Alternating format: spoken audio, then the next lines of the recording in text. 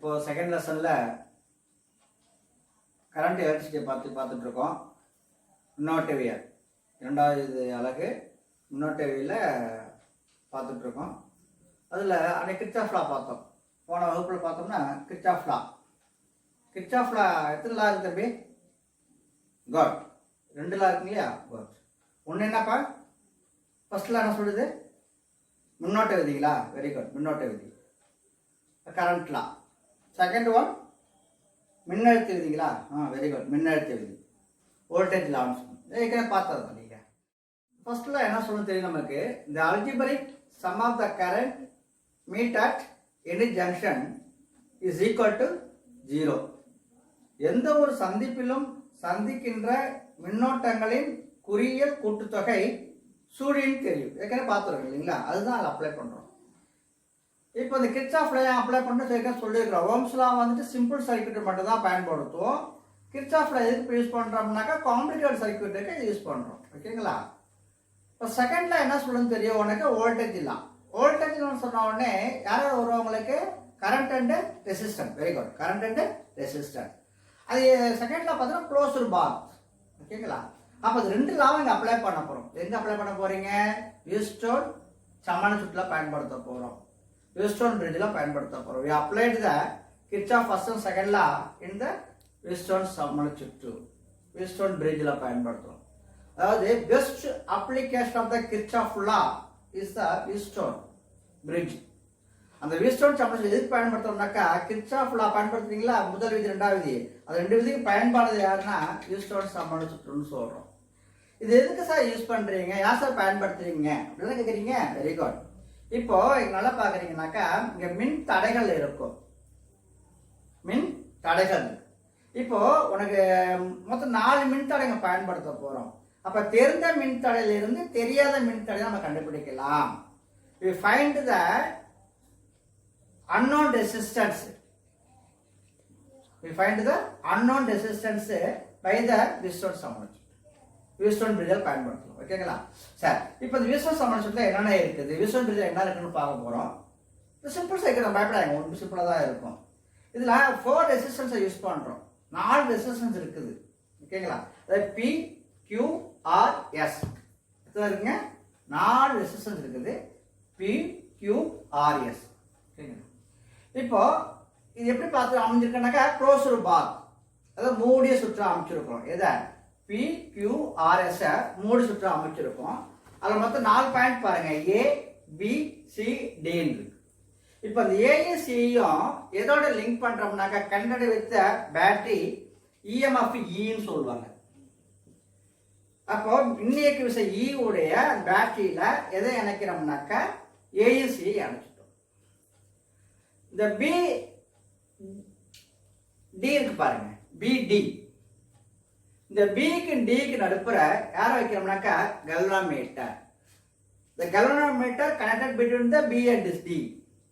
The EMF battery connected between the A and C. இப்போ EMF battery கொடுத்தோம்லப்பா, அங்கிருந்து என்ன போகணும்னு நினைக்கிறீங்க? என்ன போகுது? Current. Very good, current flow ஆகுது. அப்போ அந்த கரண்ட் எங்க போகுது? 4 பகுதிக்கு போகுது. எந்தெந்த பகுதி போகுது சொல்றீங்க? P பகுதிக்கு, Q பகுதிக்கு, R பகுதிக்கு, S பகுதி. அப்போ அந்த 4 பிரான்ச்சஸுக்கும் எது ஃப்ளோ ஆகுது? கரண்ட் ஃப்ளோ ஆகுது. இப்போ கரண்ட் எப்படி ஃப்ளோ ஆகுதுன்னு பாருங்களேன். பாருங்க எப்படி ஈரந்து வருதுங்களா? பாருங்க I1, அப்படி பாருங்க I2 ஸ்பிளிட் ஆகுது. கரண்ட் ஸ்பிளிட் ஆகுது, டிவைட் ஆகுது. பாருங்க I3, அப்படியே பாருங்க I4, பாருங்க I4. கேட்கலாம். இப்போ இந்த இன்னொரு கரண்ட் போது பாருங்க, இங்க IG வருது பாருங்க. இப்போ ஐஜினாக்கா கல்வனோமீட்டர் கரண்ட். இப்போ இங்க இந்த எத்தனை அப்ளை பண்ண போறீங்க? 2 லா அப்ளை பண்ண போறோம். யாராருங்க? Kirchhoff first law and second law. Kirchhoff first law எங்க அப்ளை பண்ணுவீங்கனாக்கா ஒன்லி இந்த ஜங்ஷன். இப்போ 2 ஜங்ஷன் எடுத்துக்க போறீங்க. எங்க எடுத்துறீங்க? பிங்கிற ஜங்ஷன் எடுத்துக்க போறீங்க. அதே போல டிங்கிற ஜங்ஷன் எடுத்துக்க போறீங்க. ஓகேவா? இப்போ பிங்கிறதுலயும் டிங்கிற பாயிண்ட்லயும் நம்ம கிர்ச்சாஃப் லா எந்தெல்லாம் அப்ளை பண்றீங்க? Current law first law apply பண்ணுங்க. Very good. இப்போ இந்த பி பாருங்க, பியில் கரண்ட்ல அப்ளை பண்றீங்க. என்ன கிடைக்க சொல்றீங்க? ஏற்கனவே சொல்லியிருக்கோம் நம்ம. அதாவது current towards the junction is positive, current away from the junction is negative. Already we know, ஏற்கனவே பார்த்துட்டோம் இல்லையா? இப்போ ஜங்ஷன் B ல பார்த்தீங்கன்னாக்கா at junction B, at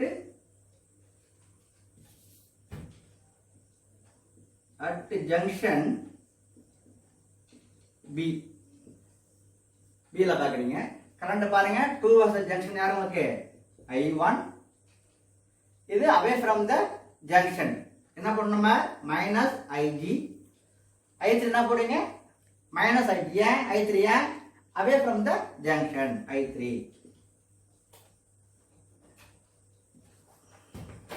is equal to என்னப்பா? 0. அப்போ the algebraic sum of the current meet at any junction is equal to 0. ஓகேங்களா? சரி, இப்போ இன்னொரு ஜங்ஷன் இருக்கு. அந்த ஜங்ஷன் யாருனாக்கா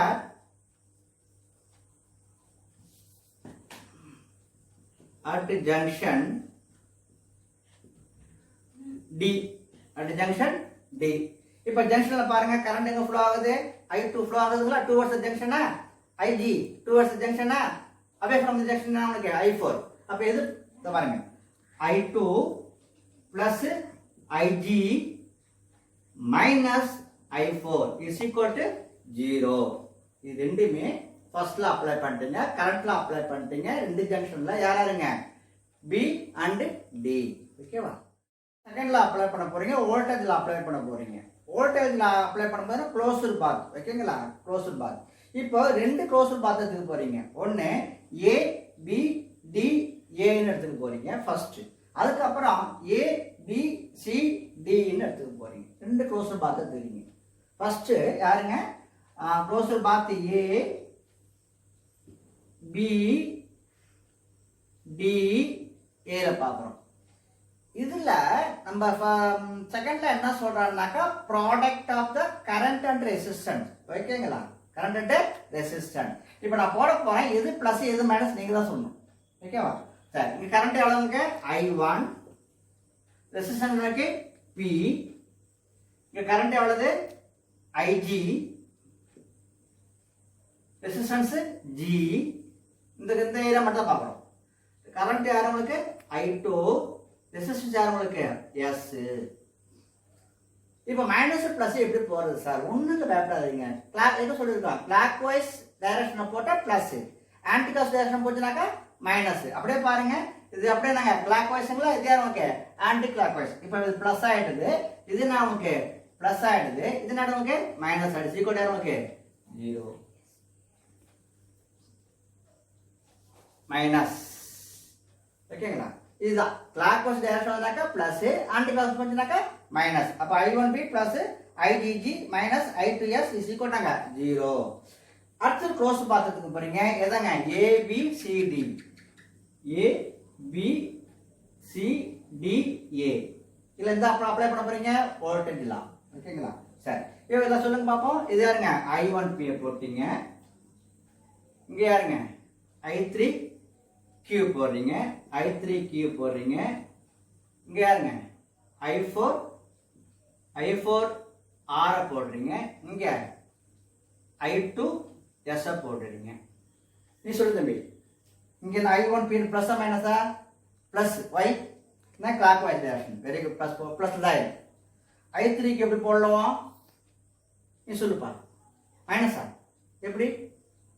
பிளஸ். Very good. ஏன்? கிளாக்வைஸ். இப்போ பிளஸ். அப்படி இங்க பாருங்க, இது என்னங்க? ஆன்டி கிளாக் போகுது இல்லையா? இதுல வரும் மைனஸ், இதுல வருது பாருங்க மைனஸ். ஈக்குவல் டு யார் சார்? 0. முடிஞ்சு போச்சு. இப்போ இந்த கல்வாமீட்டர் value IG is equal to 0 ன்னு சொல்லுது. கல்வாமீட்டர் கரண்ட் எவ்வளவு காட்டுதுன்னா 0ன்னு காட்ட போகுது. எப்ப காட்டும்னா Dலயும் Bலயும் ஈக்குவல் பொட்டன்ஷியல். அப்ப equal potential, equal voltage, sorry, equal potential difference between the B and D. therefore current IG is equal to 0 ன்னு ஆகும். இப்போ IG is equal to 0 ன்னு சொல்லும்போது நம்ம இந்த வேல்யூ கொண்டு ஈக்குவேஷன் நம்பர் போட்டு போனோமா, இது 1 ன்னு வச்சுக்கலாம், இது 2 ன்னு வச்சுக்கலாம், 3 யாருங்க 4 ன்னு வச்சுக்கலாம். ஆல் ஈக்குவேஷன் தான் இருக்கு. ரொம்ப சிம்பிளா போடலாம். IG equal to 0 சொல்ல முடியும். இப்போ அந்த IG is 0 value equation number 1 2 3ல அப்ளை பண்ணிடலாம். ஓகேங்களா? இப்போ 1ல அப்ளை பண்ணோம்னாக்கா இது என்ன உங்களுக்கு 0 ஆயிடும். பாக்கி என்ன உங்களுக்கு I1 minus I3 is equal to 0.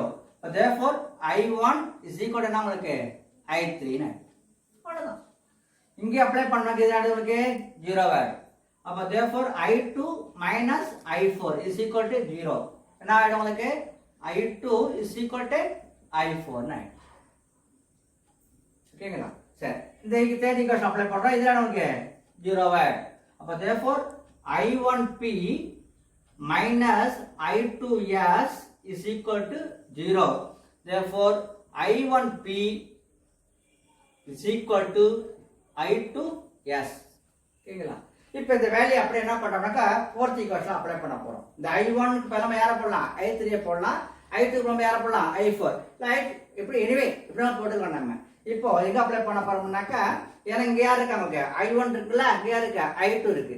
அப்போ இந்த I3 க்கு பதிலா யாரை போடலாம் I1 போடலாம். அதே போல I2 இங்க இருக்குது, அதனால I2 க்கு பதிலா யாரை போடலாமாங்க I4 க்கு பதிலா I2 போட்டுக்கலாம். ஓகேங்களா? அப்ப ஈக்குவேஷன் நம்பர் 4ல போடுறோம் பாருங்க.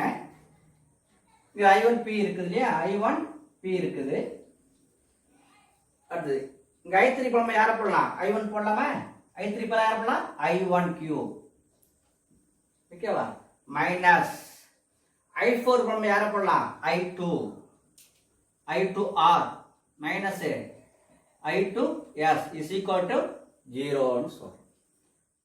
இப்போ I1P plus I1Q is minus I2R minus I2S equal to 0 ஆயிடும். ஓகேவா? இப்போ therefore I1 காமனா வெளில எடுத்துட்டோம், P plus Q minus I2 minus I2 எடுத்துட்டோம், R plus S is equal to 0. நம்ம ஏற்கனவே பார்த்துருக்கோம் இல்லையா, ஏற்கனவே ஈக்குவேஷன் வச்சிருக்கோம் இல்லையா, யாரு I1P is equal to I2R I2R அவ்வளவுதான்.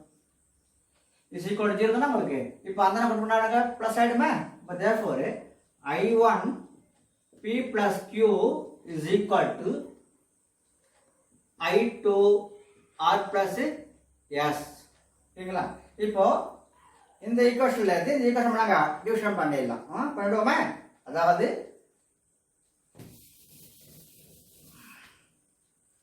I1P plus Q is equal to I2R plus S divided by இந்த ஈக்குவேஷன் எடுத்துங்க I1P இங்க இருங்க I2R. ஓகேங்களா? இப்போ இந்த I1 கேன்சல் ஆகுது, I2 கேன்சல் ஆயிடும். இப்போ P plus Q என்னப்பா I1 கேன்சல் ஆகும், I2 கேன்சல் ஆகும். இப்போ ஈக்குவேஷன் அதுக்கு P plus Q பை நாங்க P எடுத்துக்கலாமா, எடுத்துக்கிறோம், is equal to R plus S by என்ன R னு எடுத்து இப்போ பிரிக்கலாம். நம்ம பிரிச்சோம்னாக்கா P by Q ல சிம்பிள் தான், இது தெரிஞ்சுக்கோ சொல்றேன் உங்களுக்கு. P by P போட்டோம், Q by P is equal to R by S plus S by R. இல்ல தேவையில்லை, இன்னும் தெரிஞ்சுக்கலாம். இப்போ P கேன்சல் ஆயிடுது, R கேன்சல் ஆயிடுது. 1 plus Q by P is equal to 1 plus S by R. இப்போ இந்த 1 கேன்சல் பண்ணல, அது மைனஸ் ஆகும், கேன்சல் ஆகும். அப்போ therefore பாக்கி என்ன இருக்குனாக்கா Q by P is equal to S by R. நம்ம அப்படியே ரெசிபியை மாற்றி போட்டுக்கலாம். P by Q is equal to R by S. இது ஆர்டரா எழுதிக்கிறோம் நம்ம, வேற கிடையாது. அப்போ P by Q is equal to R by S. இதுதான் வெஸ்டர்ன் பிரிட்ஜினுடைய வேல்யூ. இப்போ இதில் நம்ம எல்லாமே ரெசிஸ்டன்ஸ் உங்களுக்கு ஒரு ரெசிஸ்டன்ஸ்னாக்கா இன்னொரு ரெசிஸ்டன்ஸ் நம்ம கண்டுபிடிக்க முடியும். ஓகேவா? இதுதான் application of the Kirchhoff law. Okay, very good, thank you.